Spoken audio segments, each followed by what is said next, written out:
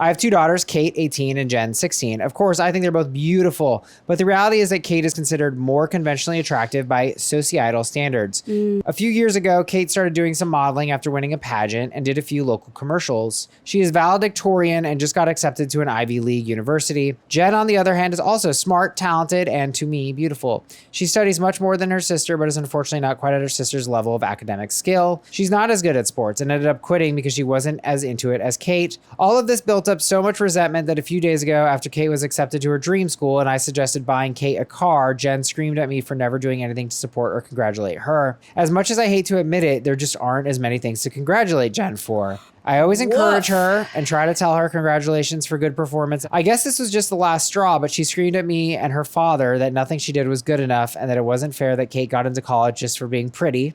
She also said that if we wanted to be fair, we would use the money to pay for plastic surgery for her since it was our fault she wasn't as pretty as Kate. Oh, God. She has refused to talk to us and hasn't really left her room since. After we told her no to the plastic surgery, she didn't even come out to Christmas. I hate this. She's in therapy, but I don't think it's a miracle cure for whatever's going on. I really don't think physical surgery will solve this. Maybe we're assholes for not helping level the playing field. AITA. Outer surgery is never going to fix an inner wound. Boom. And we do need a lot of therapy. I think this is a toughie because not only is Kate hot, she's apparently fucking smart and good at sports. So and she's guess really... what? She got a scholarship full ride to Harvard for being pretty. I just But think like- that's very funny that she said she got into college for being pretty. Although, you know, she's not wrong necessarily because being pretty conventionally gives you confidence and you feel like you could do a bunch of other things if people are telling you you can do anything. I think being pretty is a privilege across the board. And I think you're right. It's a huge confidence booster.